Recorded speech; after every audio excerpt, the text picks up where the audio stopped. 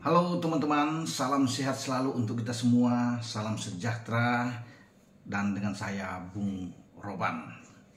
Saat ini saya kembali akan mencoba untuk membahas bagaimana PSM Makassar setelah menunggu sekian lama, 23 tahun, sejak tahun 2000, akhirnya pasukan Ramang ini menjadi juara di Liga 1 Indonesia. Wajar pesta itu terjadi di Makassar dan di seluruh kota, bahkan di Sulawesi Selatan, untuk bisa menyambut prestasi yang dibuat oleh William Pluim dan kawan-kawan setelah mereka mendapatkan nilai 72, memenangkan laga 3-1 di Stadion Ratu Pemelingan di Madura, mengalahkan Madura United tuan rumah saat itu dengan 3-1, dan ini luar biasa. Walaupun kemudian mereka kalah dengan telak menghadapi PSIS Semarang di pekan ke-33, tapi saya rasa tidak ada pengaruh apa-apa karena mereka sudah mengunci gelar. Itu yang paling penting buat PSM.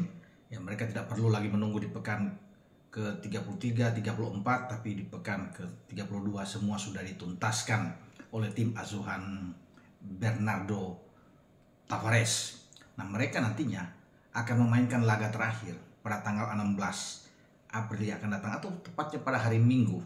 Itu berlangsung di Stadion Gelora B.J. Habibie di kota Parepare, dan di sanalah pengukuhan gelar itu terjadi. Jadi semua petinggi PSSI, bahkan konon kabarnya Ketua Umum PSSI Pak Erick Thohir akan hadir beserta jajarannya, ya, para exco, kemudian para direksi dari PT LIP, ya, sebagai operator Liga 1, ya, itu PT Liga Indonesia Baru yang dikomandoi oleh Ferry Paulus, itu berbondong-bondong akan datang ke sana, sehingga dikabarkan bahwa Stadion Gelora B.J. Habibie ini, ya, sudah full, ya, udah penuh, ya.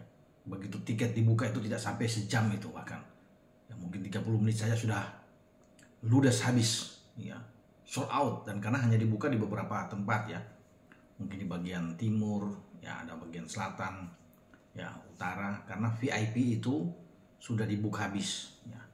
Karena stadion ini kan berkapasitas tidak begitu besar, sehingga mungkin di 1000 tempat VIP itu di tribun utama, ya, dan 1000 lainnya juga yang juga akan ditempati oleh para tamu, ya, VIP, juga pada para keluarga pemain itu akan tumpah ruah akan datang Parepare untuk bisa menyaksikan laga terakhir melawan Borneo. Ini laga pamungkas, di mana ini tentunya soal gengsi, prestisius yang ada di laga ini. Tidak boleh kalah, saya pikir, karena ini menjadi laga terakhir.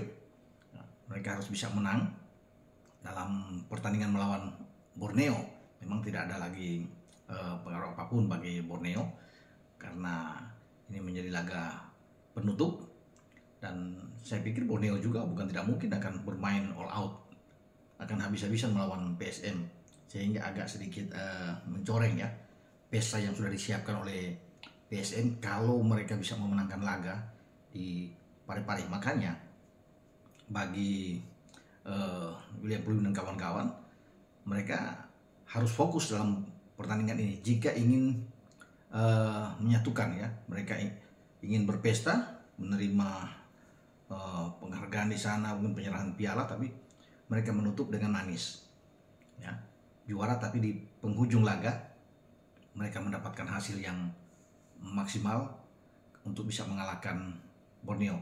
Jangan terlalu overconfidence lah dalam hal ini. Percaya diri berlebihan ini akan berbahaya bagi anak-anak Juku Eja.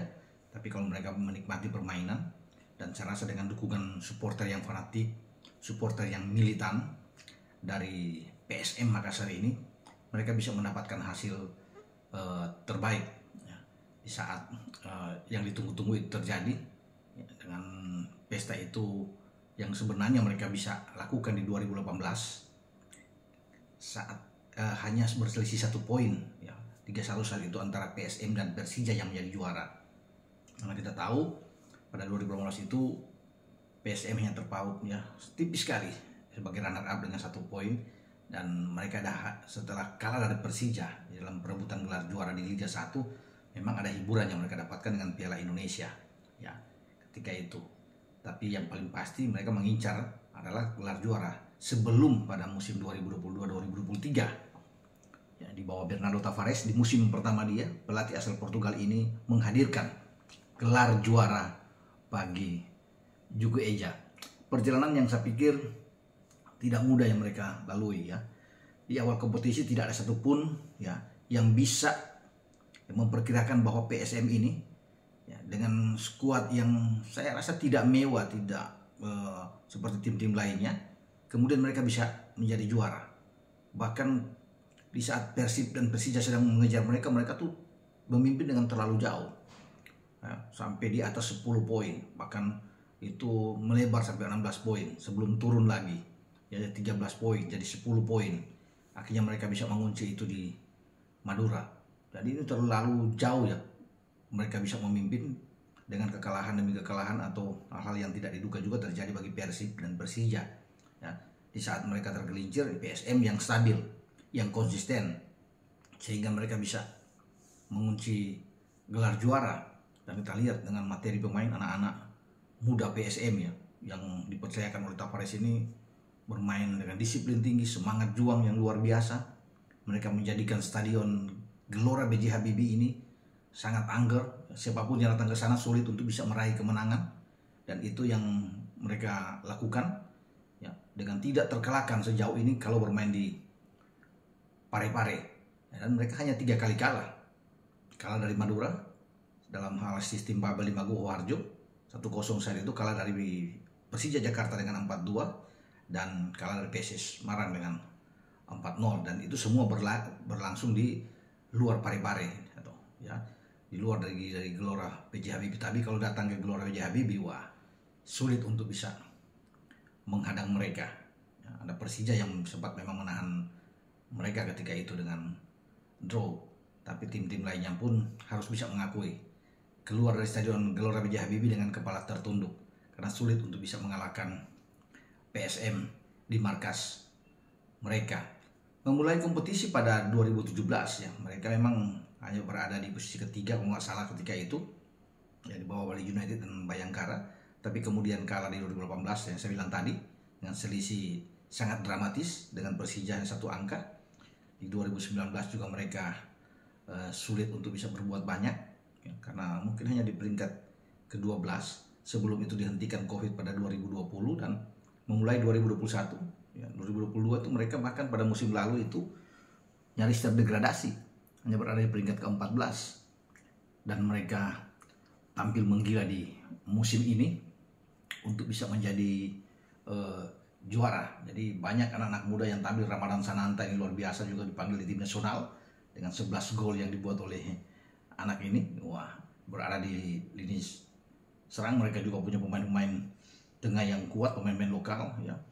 Dengan kita bisa lihat Nanda Raihan Alif juga sangat bagus ya, bermain di tengah, dan dia dipanggil di tim nasional untuk di SEA Games oleh Indra Safri. 2 gol yang dibuat oleh pemain muda ini. Jadi banyak pemain-pemain muda itu Apang bermain tengah bagus. Kemudian ada Rashid di sana ya.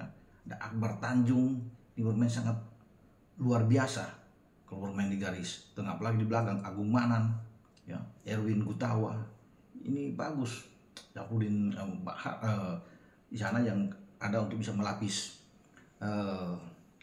Yuran Fernandes ya, dengan Reza di bawah Mistar yang luar biasa, dan Kolon bisa diincar karena diincar oleh klub-klub lainnya yang ada di Liga 1 untuk musim depan. Jadi ini harus dipagari oleh manajemen PSM.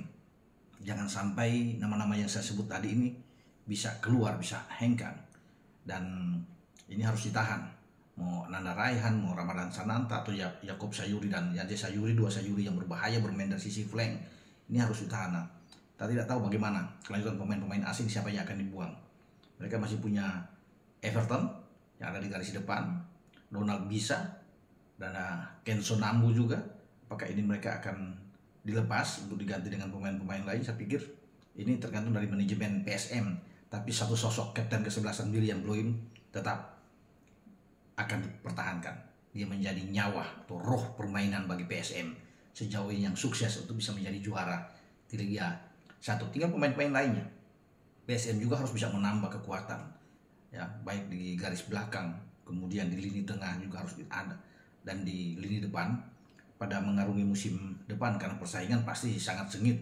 Ya, kalau bukan berarti dengan materi sekarang PSM tidak mampu untuk bersaing, masih bisa, tapi perlu untuk diisi juga dengan pemain-pemain yang berkualitas sehingga terjaga penampilan konsisten dari PSM setelah menutup musim ini dengan luar biasa. Ya, sekarang mereka harus bisa melihat ke depan lagi untuk bisa menambah amunisi mereka agar mereka mampu mempertahankan gelar juara pada musim depan. Dan Anda penggemar PSM juga bisa melihat bagaimana di layar belakang saya ini pesta yang luar biasa menyambut ketika mereka memastikan diri menjadi juara setelah mengalahkan Madura United. Ini pula yang akan tergambar pada hari Minggu nantinya ketika akan menyambut Borneo di pertandingan terakhir. Bagaimana pasti seluruh pendukung PSM akan merayakan ini dengan pesta yang luar biasa, ya, yang sudah disiapkan tentunya oleh pendukung mereka. Nah, saya akan hadir, ya, pada hari Jumat ini saya terbang ke Makassar sesuai dengan permintaan para penggemar sepak bola di Makassar, ya. Anak-anak yang di Parepare sana meminta Bung Ropan untuk hadir menyaksikan turut, ya, dalam selebrasi dari penonton pendukung PSM nantinya di Gelora B.J. Habibie. Dan saya akan bersama dengan Anda. Saya akan terbang pagi ini untuk tiba di sana dan akan melihat dari dekat bagaimana riuh gemuruhnya penonton di B.J. Habibie pada hari Minggu. Dan sebelum hari Minggu pun saya akan coba untuk bisa melihat-lihat lagi mungkin latihan-latihan yang diberikan oleh Tavares terhadap tim asuhannya untuk persiapan panitia dalam menyambut laga terakhir ini di Stadion B.J. Habibie. Sampai ketemu di Parepare nantinya. Ewako Juku Eja, Ewako PSM Makassar dengan Bung Ropan. Ciao.